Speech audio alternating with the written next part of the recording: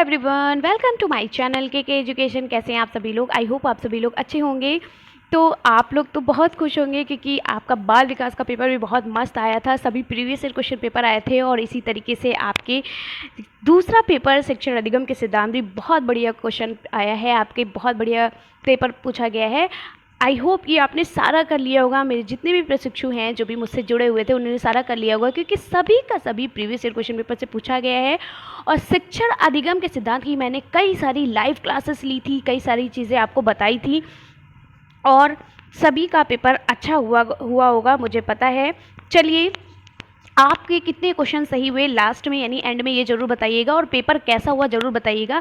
बाल विकास में आपने ये नहीं बताया कि पेपर कैसा हुआ है। मैं कितनी एक्साइटेड हूँ पूछने के लिए कि आप लोगों का पेपर कैसा हुआ है। कुछ हमारे प्रशिक्षु हैं जिन्होंने आकर बताया कि मैम मेरा इतना सही हुआ, इतना गलत हुआ। तो सभी लोग जल्दी जल्दी से बताइए आप लोगों का पेपर कैसा हुआ है, ठीक है। तो चलिए शुरू करते हैं और बताइएगा आपका कितना सही हुआ और कितना नहीं। देखिए, जल्दी से चेक करिए। तो शिक्षण एक त्रिध्रुवीय प्रक्रिया है, यानी जिसमें शिक्षक, छात्र और पाठ्यक्रम होता है। ये इसको हम कहते हैं त्रिध्रुवीय प्रक्रिया, जिसको जॉन डेवी ने इस तरीके से करके बताया, जिसको यहाँ पर बालक माना है इसको, और एक कोने को उन्होंने शिक्षक माना था और दूसरे कोने को पाठ्यक्रम माना था, ठीक है। तो शिक्षक जो है वो त्रिध्रुवीय प्रक्रिया है, ये हमारे जॉन डेवी जी ने बताया है, ठीक है। किसने बताया है? जॉन डेवी जी ने बताया है। आगे बढ़ते हैं। किस शिक्षा शास्त्री ने शिक्षा को संपूर्ण जीवन माना है? तो हमारे जो हर्बर्ट स्पेंसर थे, इन्होंने क्या कहा, ये एक ऐसे शिक्षा शास्त्री थे, ठीक है, ये एक ऐसे शिक्षा शास्त्री थे जिन्होंने कहा शिक्षा को पूरा जीवन माना है, ठीक है। चलिए आगे बढ़ते हैं। Next question. संप्रेषण शब्द का लैटिन वर्ड कम्युनिस का आशय है सामान्य। क्या होता है? सामान्य होता है। आगे बढ़ते हैं। नेक्स्ट है संप्रेषण के तत्व हैं। तो संप्रेषण के कौन कौन से तत्व होते हैं आपको पता है? संदेश, माध्यम, स्रोत, ये सभी जो होते हैं सभी आपके संप्रेषण के तत्व होते हैं, ठीक है। चलिए आगे है। पूर्ण से अंश की ओर शिक्षण सूत्र किस सिद्धांत पर आधारित है? कई बार मैंने आपको पढ़ाया है। ये क्वेश्चन आपके अति लघु प्रश्न में भी बहुत बार पूछा गया था, और ये जितने भी क्वेश्चन है प्रीवियस ईयर क्वेश्चन पेपर के हैं, आप अच्छे से जरूर किए होंगे। पूर्ण से अंश की ओर मैंने जब आपको गेस्टॉल्टवाद का सिद्धांत पढ़ाया था, जब मैंने आपको समग्रवाद का सिद्धांत पढ़ाया था, जब मैंने आपको संपूर्णवाद का सिद्धांत, जब मैंने आपको कोहलर का सूझ का सिद्धांत पढ़ाया था, जिन्होंने सुल्तान पर अपना एक्सपेरिमेंट किया था, जिन्होंने सुल्तान नामक चिंपैंजी पर अपना एक्सपेरिमेंट किया था, तो उन्होंने क्या कहा था कि व्यक्ति या कोई भी बच्चा या कोई भी छात्र जो होता है, पूर्ण से अंश की ओर शिक्षण सूत्र उसके साथ वो पूर्ण से अंश की ओर हर चीज को सीखना चाहता है, ठीक है। सबसे पहले एक शिक्षक क्या करता है, बच्चों को पहले मैंने आपको बताया था, पेड़ पौधों का एग्जाम्पल देकर बताया था। सबसे पहले बच्चों को पेड़ के बारे में बताया जाता है कि ये आम का पेड़ है, या गुलाब का पौधा है, ये कमल का पौधा है, या क्या है, ये इस तरीके से बताया जाता है। उसके बाद जैसे जैसे बच्चा बड़ा होता है उसको उसके अंश के बारे में बताया जाता है कि ये पेड़ का जड़ है, तना है, पत्ती है। याद आ गया होगा आपको ना एग्जाम्पल? मैंने बहुत बार ये एग्जाम्पल पढ़ाया है, और हर जब भी ये क्वेश्चन आया सिर्फ एक ही एग्जाम्पल का यूज किया है ताकि आपको पेपर में याद आ जाए। और अगर आपने प्रीवियस ईयर क्वेश्चन पेपर जो मैंने आपको 2016 से लेकर 2022 तक सारे करवाए हैं, पढ़ लिए होंगे, तो एक भी आपका क्वेश्चन गलत नहीं हुआ होगा। और अगर आप मिस्टेक जो हो चुकी है, कुछ प्रशिक्षु कह रहे एक गलत हो गया, दोगे, कोई बात नहीं, अब तो जो होना था वो हो गया, लेकिन अब मत गलती करिएगा। अब जागो और सिर्फ जितना मैंने प्रीवियस ईयर पढ़ाया है उसको रट्टा मार लो, ठीक है। तो पूर्ण से अंश की ओर शिक्षण सूत्र किस सिद्धांत पर आधारित है? गेस्टॉल्ट सिद्धांत पर आधारित है, यह सूझ के सिद्धांत पर आधारित है, ठीक है। गेस्टॉल्टवाद के सिद्धांत पर आधारित है। प्रश्नोत्तर विधि के जनक कौन है? मैंने आपको बताया है कि प्रश्नोत्तर विधि के जनक जो हैं सुकरात हैं। अगर आपने सारी प्रविधियां मेरी पढ़ी होंगी, शिक्षण सूत्र पढ़े होंगे, आपको पता होगा कि प्रश्नोत्तर विधि मैंने बताया है, इसके जनक कौन है? सुकरात हैं। आगे बढ़ते हैं। निदान की प्रक्रिया से संपादित होता है। सबसे पहले आप क्या करते हो, जब भी कोई बच्चा किसी समस्या में आता है तो सबसे पहले उसको आप निदान करते हो, फिर उसका समाधान करते हो, ठीक है।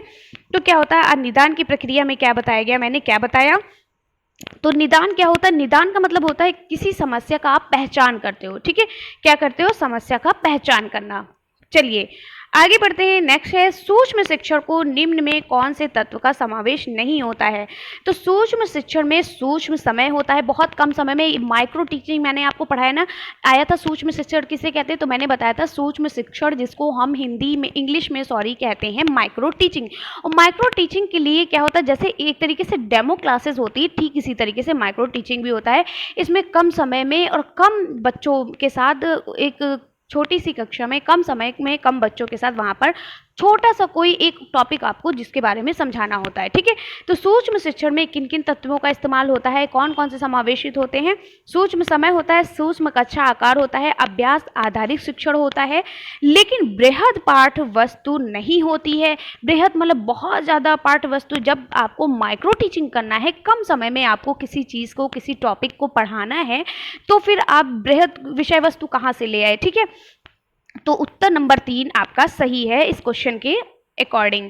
नेक्स्ट है पाठशाला या विद्यालय को उद्यान की संज्ञा किसने दी थी, तो हमारे फ्रोबेल जी ने दी थी, जिन्होंने किंडर गार्डन कहा था कि जो ये बालक, ये जो शिक्षा है यानी जो ये स्कूल है वो क्या है, बगीचा है, किसका, बच्चों का। ठीक है, चलिए आगे पढ़ते हैं। व्याख्यान विधि से छात्र बने रहते हैं। जब भी मैं आपको व्याख्या देती हूँ तो आप क्या होते हैं, वहाँ पर हाथ पैर तो नहीं पटकते हो, ना ही बोलना शुरू कर देते हो। बच्चे क्या होते हैं, शांति से सुकून से सुनते हैं कि उस बात को, जैसे मैं आपको एक्सप्लेनेशन कर रही हूँ, अभी भी आपको बता रही हूँ, तो आप क्या है, आप शांति से सुन रहे होंगे। ठीक है, तो वहाँ पर बच्चे क्या होते हैं, निष्क्रिय होते हैं। अगर यहाँ पर पूछा जाता है व्याख्यान विधि में शिक्षक कैसे बने रहते, तो आप कहते सक्रिय, क्योंकि मैं आपको बता रही हूँ, अगर मैं एक्टिव नहीं होंगी तो मैं आपको कैसे बताऊंगी। ठीक है, तो उत्तर नंबर 4 यहाँ पर सही है।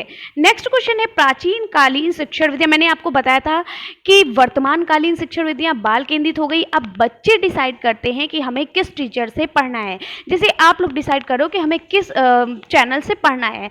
इसी तरीके से पहले क्या थी, पहले शिक्षा जो थी, शिक्षण विधियां थी, वो कैसी थी, शिक्षक केंद्रित थी, यानी कि टीचर डिसाइड करते थे हमें किस बच्चे को लेना है। ठीक है, तो प्राचीन कालीन यहाँ पर पूछा गया है, तो कैसी विधियां होंगी, शिक्षण केंद्रित विधि थी। ठीक है, चलिए प्रस्तावना प्रश्न का संबंध होता है। तो प्रस्तावना, जब भी क्लास में, मैंने बताया था, जब भी क्लास में कोई टीचर जाता है तो वो सबसे पहले क्या करता है, बच्चों से जिस विषय के बारे में पढ़ाता है उससे थोड़ी बातचीत करता है, फिर उसके बारे में प्रश्न एक दो पूछता है, फिर बोलता है अब बच्चों बताओ मैं क्या पढ़ाने जा रही हूँ। तो उसमें बच्चों को उस विषय का पूर्व ज्ञान देता है। ठीक है, सबसे पहले उसको पूर्व ज्ञान दे देता है, उसके बाद धीरे धीरे उन कुछ चीज़ों को पढ़ाता है। ठीक है, चलिए तो बच्चों में कल्पना शक्ति का विकास किया जा सकता है किसके द्वारा, कहानी के माध्यम के द्वारा। ठीक है, का एक दादा थे, एक गांव में एक बुढ़िया रहती थी, उसके 2 बच्चे थे, तो बच्चे सोचने लगेंगे बुढ़िया होगी, फिर 2 बच्चे उसके होंगे। ठीक है, तो आप लोग, जब आपको टीचर कहानी सुनाती है या फिर आप कहानी सुनते हो, तो क्या होता है, आपके दिमाग में वही सब चीज़ें चलती रहती हैं, वो सारे जितना भी वो सारे चित्र होते हैं वो आपके दिमाग में घूमते रहते हैं। तो इसमें क्या होता है, बच्चों में कल्पना शक्ति का विकास किसके माध्यम से होता है, कहानी के द्वारा। ठीक है, नेक्स्ट है पाठ के प्रमुख तथ्यों को बार बार दोहराना किस शिक्षण सिद्धांत के अंतर्गत आता है। और मैंने आपको पढ़ाया था, जब भी बार बार दोहराने की बात की जाए तो बार बार दोहराना आवृत्ति का मतलब ही होता है दोहराना। ठीक है, आवृत्ति का मतलब क्या होता है, आवृत्ति का मतलब होता है दोहराना। ठीक है, तो पाठ के प्रमुख तथ्यों को बार बार दोहराने की किस शिक्षण सिद्धांत के अंतर्गत आता है, आवृत्ति के सिद्धांत के अंतर्गत आता है। सभी चीज़ें मैं आपको पढ़ा चुकी हूँ, आपको पेपर देखकर वहाँ पर बहुत सब कुछ अच्छा लगा होगा कि सारा पढ़ा हुआ आया है। सोचो कि सब पढ़ा हुआ आता है तो कितना अच्छा लगता है। तो अब एक पेपर देकर आपका डर तो निकल गया होगा कि पेपर इजी आते हैं। मैं हमेशा आपसे यही कहती थी, कल तक सारे बच्चे बहुत डर रहे थे, मैं यही कह रही थी पेपर बहुत इजी आता है, बहुत इजी आता है। सिर्फ और सिर्फ प्रीवियस ईयर क्वेश्चन पेपर अगर आप पढ़ लोगे तो भी आराम से कर लोगे। अब अपनी आँख खोल लीजिए, आराम करिए आराम से। अब क्या करिएगा, अभी अभी आप साइंस के जितने भी प्रीवियस ईयर क्वेश्चन पेपर है मैंने कम्युनिटी टैब में डाल दिया है, आप वहाँ पर जाइए, उसको पढ़ लीजिएगा। अगर आप चैनल पर नए हैं तो चैनल को सब्सक्राइब कर लीजिएगा और बेल आइकन को प्रेस कर लीजिएगा। ठीक है, क्योंकि कल की जो आपका पेपर होगा फट से मैं आपको उसका आंसर दे सकूं। और आप क्या करिएगा, अभी पढ़ लीजिएगा दोनों पेपर, और रात में पूरी रात आपको गणित लगानी है। अगर आप मैथ सॉल्व नहीं करोगे तो कुछ नहीं होगा, और मैथ सिर्फ और सिर्फ प्रीवियस ईयर क्वेश्चन पेपर पढ़िएगा। ठीक है, चलिए पर्यटन विधि से छात्रों में विकास होता है। किसका विकास होता है? तो पर्यटन विधि में छात्रों में किसका विकास होता है? निरीक्षण और अवलोकन का। अच्छा, एक नहीं हो गया क्वेश्चन, हाँ, निरीक्षण या अवलोकन का विकास होता है। ठीक है, पर्यटन विधि यानी जब बच्चा जो होता है, जब बच्चे को आप क्या होता है टूर पे ले जाते हो बच्चे को, ठीक है, तो उसको कई सारी चीज़ें दिखाते हो। जैसे एक ताजमहल, आप ताजमहल के बारे में बच्चों को बता रहे हो, और एक होता है आप ताजमहल बच्चे को दिखाने आगरा ले गए हो, तो वो उसके दिमाग में हमेशा रहेगा। तो इसमें बच्चों के अंदर निरीक्षण और अवलोकन विधि का क्या होता है? विकास होता है। ठीक है, तो कैसा हुआ आपका पेपर? आपके क्वेश्चन कितने सही थे, कितने गलत थे, कमेंट्स में ज़रूर बताइएगा, और कैसा पेपर हुआ ज़रूर बताइए। मैं बहुत एक्साइटेड हूँ कि आप लोग जल्दी से बताएं आपका पेपर कैसा हुआ है। तो फिर मिलते हैं अब नेक्स्ट वीडियो में, तब तक के लिए बाय बाय, टेक केयर। और अगर आपका कोई भी डाउट्स है तो जल्दी से कमेंट्री टैब में लिखिए और मुझे बताइए, या फिर कमेंट्स में लिख दीजिएगा, बताइएगा, मैं आपके डाउट्स को क्लियर कर दूँगी। बाकी आपको कुछ कहीं से कुछ भी नहीं देखना है, सिर्फ और सिर्फ जितना आपने पढ़ा उसी को रिविज़न करें।